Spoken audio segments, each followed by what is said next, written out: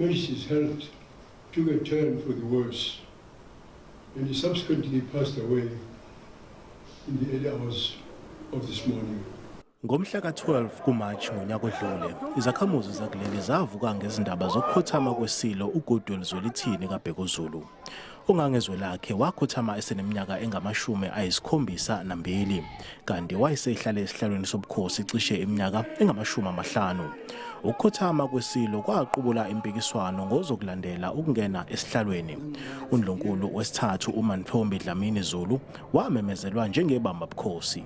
His Majesty made it very clear that he wanted Her Majesty Queen Mantfombi Dlamini Zulu to lead the Zulu nation until the time that his successor is named.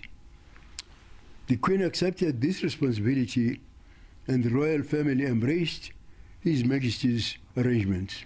Lesimemezelo asizange samkelwe ngo-elithu eNdlunkulu. UNdlunkulu uMantfombi naye waakhothama emuva nje kwenyanga ebekwe kulesihlalo washiya izinyane lesilo uMisuzulu ukuba aqhubeke nalomsebenzi. Amanye amalunga aseNdlunkulu awakwamukelanga ke lokhu. Musukanga wena, musukanga. Cha bonta. Sala phansi.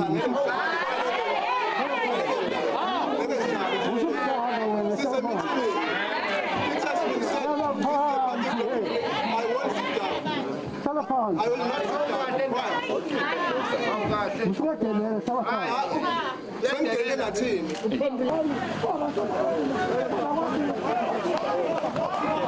wasuka isidumo kuphakamiswa igama likaMisuzulu njengozokungena kulesihlalo sobukhosi. Uqhekeko lwaqhubeka nokubonakala. UNdlunkulu wokuqala wesilo esesakhothama uSibongile Dlamini Zulu namazinyane esilo amabili balibangisa enkantolo ngodaba lwamafa esilo kanye nencwadi yamafa eyasayinwa isilo.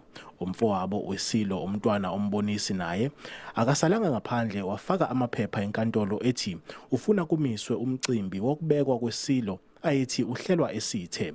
Kepha inkantolo uyazichitha leziphakamiso nezindleko yathi uMisuzulu nguyena okufaneleke ukubekwa kulesihlalo sobukhosi. Yize inkantolo yanquma kanje, kepha ke amanye amalungu aseNdlunkulu awahambisani nalokhu. NginguSimphiwe Makhanya wezindaba ze-SABC ngiseThekwini.